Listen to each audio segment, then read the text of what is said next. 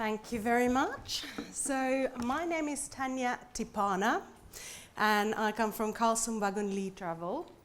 But before we get going, and I'm going to tell a little bit about the organisation that I'm working and what we're doing, just a little bit about myself. I come from a country where Santa's coming from. Anyone? Anyone? Obviously not the North Pole. Finland, yay! And yeah, it is true that we get our presents a little bit earlier. We get it on the 24th. So all true. The next thing I'm going to do, I'm just going to show a little clip of the organisation that I'm working. We are embarking a massive digital transformation journey. We have a new CEO on the board, and his vision strategy is Digital 3.0. It's a very exciting journey for all of us, and I'm very honoured to be proud of that journey. And I'm going to concentrate today then talking about what does that mean for the learning and development, and what my plan is to building that successful and sustainable digital learning strategy.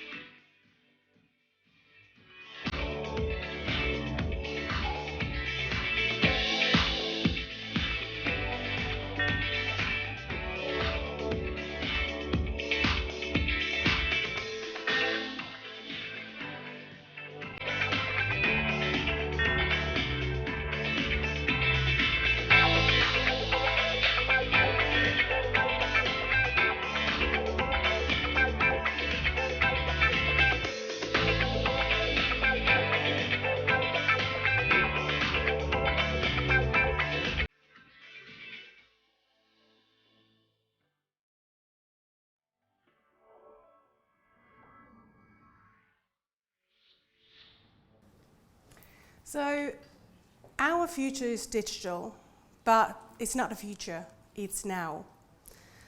And what we want to provide our clients is that seamless business travel experience where all of the systems are integrated and makes it very easy for people who manage the business travel, but also the end user experience.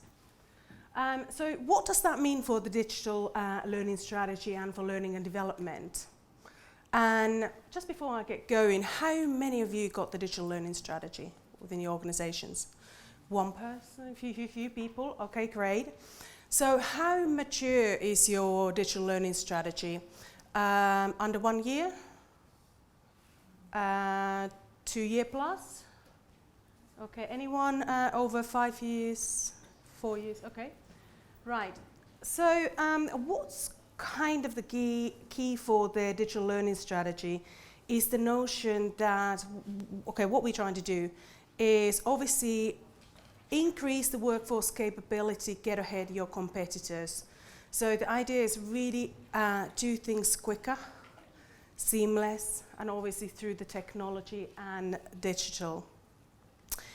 I always think that, okay, so do not think about the digital learning strategy as just a product and solution like the mobile, your e-learnings, but think about a little bit more broader and think about their learning strategy as a journey that you have different movable key key milestones that keep moving all the time.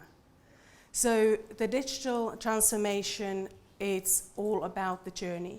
And do not think like, oh my God, you know, I'll start it tomorrow, next week, next year.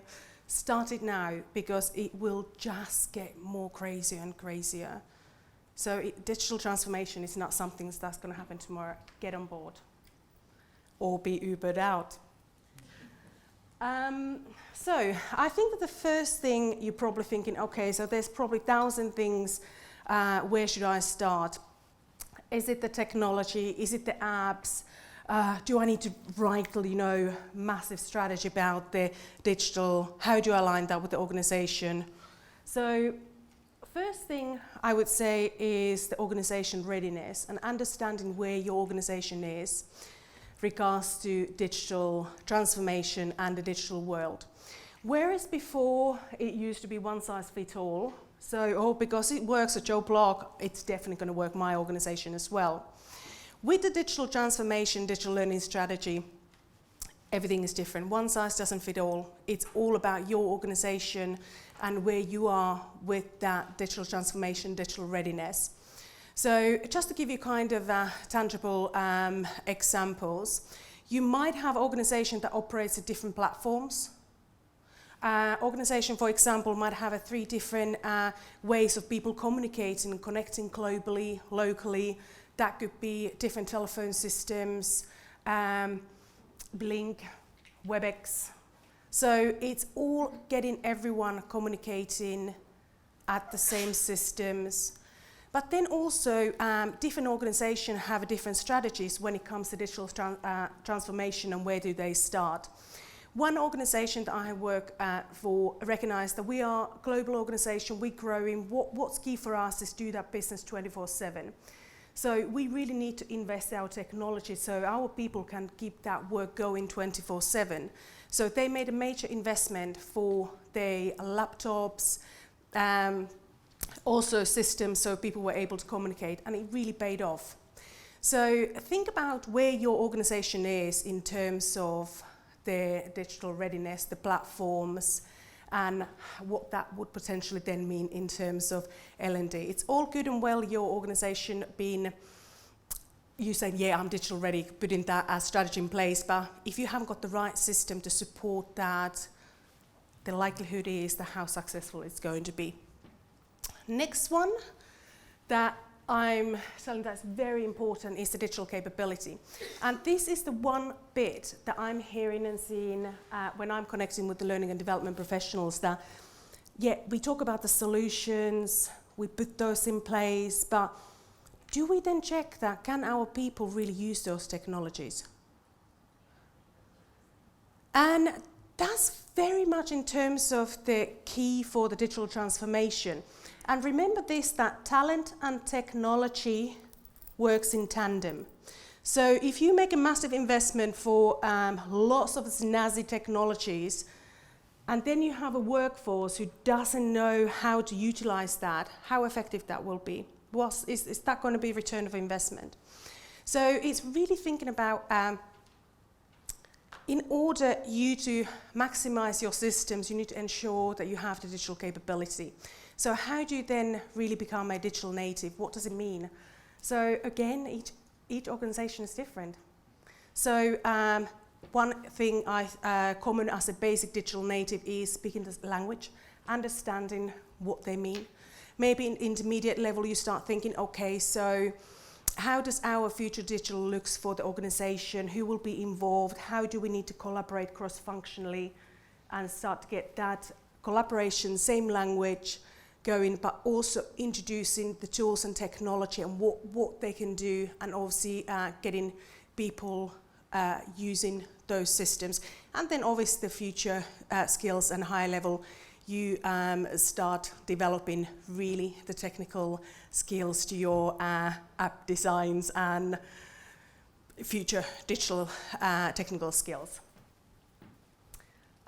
Thirdly, and people might say, Tania, oh, you shouldn't put that there, but I'm sorry, I think that it's important. Willingness is quite important. If you have a key stakeholder that doesn't get it, and good luck. You need to have those key stakeholders behind you who supports the vision and going forward. But this is unfortunately the reality today. And one of the things that I always ask that, is it the will or the skill that might be the blocks? But, you know, sometimes it's very hard to get a head around with all the changes that are happening, that you're thinking that your technology today is already tomorrow's history. And all the move, and some people, you know, they just need a little bit more time for change. And we all know that we are creatures of habits. We resist the change. But then obviously, you know, you got to start the change somewhere. So, modern learner is very important for me to understand when building that digital strategy, that how does the modern learner look today? So all the theories, all the, you know, everything that we know, are they still relevant today, or are they changing in the digital world? So if we are looking at our modern learner, and I've got this from Deloitte, kind of, you know, the overview of the modern learner. So our attention span is going down from 8 seconds to 4 seconds. People unlock their phones up to 9 times per hour, and won't watch videos more than 4 minutes. And I think that even the 4 minutes today, as Steve mentioned, it's going down. I think that is a mark around 2.7 seconds. So where does that leave us as an L&D professional? Do we really want to shove it down throat more the 15 minutes, 30 minutes e-learnings? I do understand that the compliance might be a little bit different, but do we have then different opportunities? Then I think that one key thing to think about the modern learner is the digital behavior, and digital behavior, the styles that are emerging as part of the digital transformation. And just to give you an example, if you think about, for example, you want to learn new thing, you have a people who goes like, yeah, I'm going to Google everything, Google, the Googlers. Then you have people like, okay, yeah, right, I'll just take a quick look what that is all about, beta cleansers.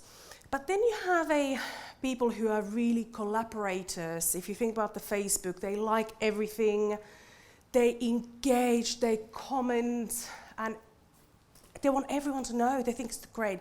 Then you have the people who takes a look, and in the Facebook there are people who knows your business better than you do.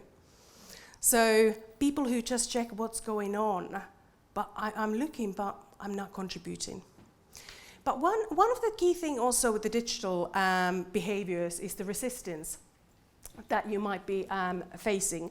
And it's sometimes very, very hard to see who's engaged, who's not. And I like what Dee spoke about earlier from Expedia about obviously having the Google Glitz analytics at the back and seeing what is the utilization rate of those apps and products that you're putting out there. Because if you're evaluating a product, an app, you don't want to obviously do evaluation on everything. But if you have 3 users and all of them say, yeah, this is great, and you go like, yeah, this is the greatest thing, is that really a pure representation of the whole population? But whereas you have analytics running behind and looking, okay, so I have a 62% using, obviously there's something in the water. If you would only have about 3-5 people using it, you know that maybe it's not the right product. So, I think that comes then a question as an L&D professional, where does that leave us? We talk about like, yeah, you know, it's the e-learnings, this and that, blended and so on. But what I think that the future and where we're moving is going to be much more learner-centric. Think about this way. At the moment, what's available for the learner? So they have their LinkedIn, peer networking, YouTubes, Googles, whatever. They can just Google and get everything on their fingertips. But when it comes for learning and development, they have to wait. Some cases, you know, get on that classroom and, you know, then looking what is the L&D, what do we provide out there. So I think that we need to start really thinking as the learner, a moving kind of learner-centric way, that learners are the CEOs of their own career. Our job is really be the curator of the right content between business and between learner. And some reason I'm talking about the food today. So think about as a buffet of or candies, pick and mix. So as an L&D, we want to provide that pick and mix buffet for the employees, and not just only the mac and cheese and beef Wellington as the e-learning and the ILT, but really variety of things that the learner can select that's been curated to meet the business need. But then also, how do we measure that? So I think performance management becomes very important. So, and having those development conversations, which are the areas where the performance fall in. But then also in the future, we will have much more analytics going forward, understanding our behaviors and performance. So, few things in terms, just the simple things, what you want to maybe consider then when building a digital learning strategy. Obviously, the first thing is technology. I'm going to talk about a little bit about the learning technology solutions and what's how to purchase one, and also what I think that the future will be. Then I'm also a little bit mentioned about the approach, and thirdly about the environment. So first of all, the technology, I'm going to touch that a little bit more, but there are so many things popping up there at the moment, and it is important that you really have a bit of think through what is the right technology for your organization. But then secondly is the approach. So what is exactly the right approach when selecting the technology and how to roll it out? Is it just in time? Is it going to be, are you going to provide this? Is it going to be formal, blended? So think about how that digital offer will sit your traditional offer in compliance training and also the type of business you are. But then thirdly, I think that environment will be quite important to consider as we are moving into future and future skills, future jobs. Do we have offices in the future? Good question. So how do you equip more for home working people, but then also, as we heard earlier, that 62% of the people do learnings outside work. That's a quite big number. So are you actually equipped to provide that for people that they can actually do the learning outside the work so they don't have to Google this and that? Just a question to think of. Then the third is the choosing technology. And it is important. And I always get a question from my L&D peers, and this is conversation I have, like, well, how did you select that? What would you, what is your key criteria? Why did you select that product? How is it going? So key things that over the years that I'm thinking when I select a technology, that I want to keep it simple. I have been a part of some L&D products for the past 15 years that the integration has taken more than realizing the benefit at the end, and it just kind of killed the whole whole product, as to speak. So I would say keep it simple, but in this day it's very easy. There's a lots of cloud-based solutions. And second one is don't let the cost overshadow the benefits. So really meaning that today's technology is already old tomorrow. So have a bit of thinking hard, what is the right product for the organization and your audience. Thirdly, when selecting a technology, this is something that usually goes out the window. So I always advise that still when selecting technology, have a bit of think, what's your end objective? What is it that you're trying to achieve within your organization? technology is supposed to just be an aid and solution to support and helping you getting there maybe quicker, maybe reaching more global workforce. So really be clear of those end objectives. Then don't be dazzled.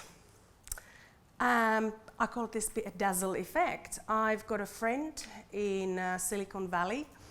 I was there in summer, and they're like, Tania, I've gone into educational product market. I'm like, oh, this is great. Let's take a look at your product. I loved it. It was so, so good. And I thought, let's take a look then at the content. And he was like, sure. And I'm looking like, hang on, but this doesn't make sense to me. The content wasn't up to scratch. And I was like, where were you getting this content? Well, Mary's Googling it, putting it down there. And I said, well, surely you have organizations who's going to call out your path. And I said, no one said anything. Okay, who are your clients? This company should know better. I checked, none of you are his clients. Don't worry. So I would say that don't be dazzled by the latest and greatest. Do check out if it's a content solution and ensure that the content is up to scratch, and also map that against your objectives. What I think the future, choosing technology? Definitely mobile.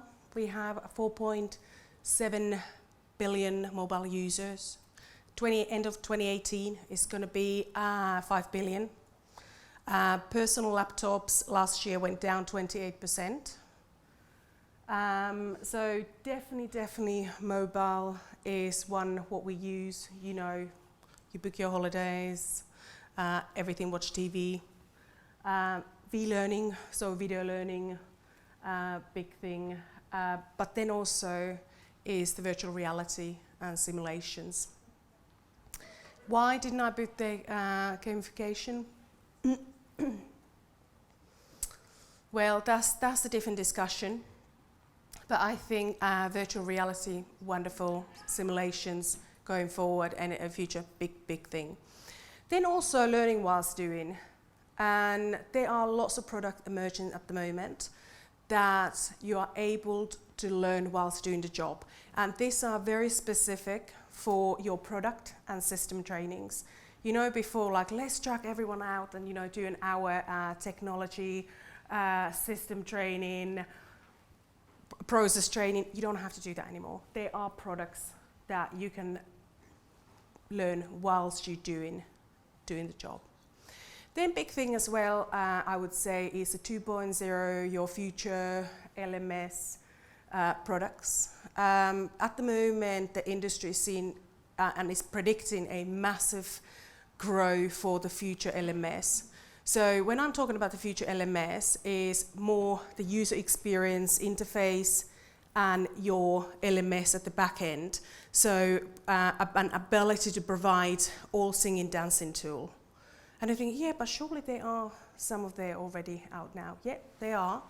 But it's really having everything in one place. Your collaborations, recording, Tin Can API, so recording that, informal learning. So if somebody reads an article, boom, off it goes. You can record it there. So definitely something to think and look out for the future learning management system products. Then obviously peer-to-peer learning. It's important. It's growing, but then also looking at the right tool, how to do that. But one thing to mention here as well is understanding that going back for the behaviors. So at the moment, the collaboration, the trends has been that it's an open collaboration platform, whereas at the moment the behaviors are moving into private collaboration chat rooms and in a private. So these are kind of trends are happening, the digital behaviors at the moment. Right. Okay, I just had to bring this in a mix. So IoT and a UX, some sexy words or rap bands, anyone? So IoT, I just want to bring this because just start to help you with your digital wording. So IoT is the Internet of Things. So how products, this machine talking, how everything will be integrated. So I'll give you an example. I probably will have a smartwatch in the future. I go jogging, obviously, every day. Or maybe in the future when I get that smartwatch, I start. So it will be measuring my sweat and then go like, oh, she's got a bit of problem with her kidneys. So instead of me doing anything, I'm still jogging along. The phone is measuring my data, getting the report out, sending that to my doctor, checking my calendar, and then at the end sends me an email. You have doctor's appointment booked on X, Y, and Z. So when I turn to my doctors, they already know what's going on. So that's kind of the future in terms of the IoT, Internet of Things. What does that mean for L&D, HR? I think that it means for L&D that first of all, our machines will need to start talking. So HRIS, LMS, will have also behaviors that will be put into one thing. So we might have classes with the camera that records, sees things, or our watch that records our heartbeat. Or she might have a kidney problem, might have a sick leave for 6 months. Let the HR know that this might be happening. It could be also fact that measuring your performance and making those recommendations for the right courses you to take in the future. So that's why I'm hoping, but then it's like, do we still have a job? Second one is the UX, and UX here is already, so user experience. So how do we provide that seamless customer experience? For L&D, it's versus the branding, the user-friendliness products. So really ensure that that's on the mark in terms of when you're creating your solutions, that they're user-friendly, simple, packaged really nicely. So your seamless user experience. So, then the future. Right, so this is just something to think of, and this is a topic that I could seriously talk whole night and day. And I thought some of my ideas might be that wacky, my vision where I see where we're going, that you might have guys with the white coats here. So in 10 years' time, 80% of the future jobs doesn't exist today. So what does that mean? How those jobs will look like in 10 years' time? If you think about all the digital transformations, everything. Then role of the L&D, do we still have a job in the future 10 years' time? I think that our job is likely to change, more providing user experience, solution architects. So we're providing experience and options, opportunities through technology, our people.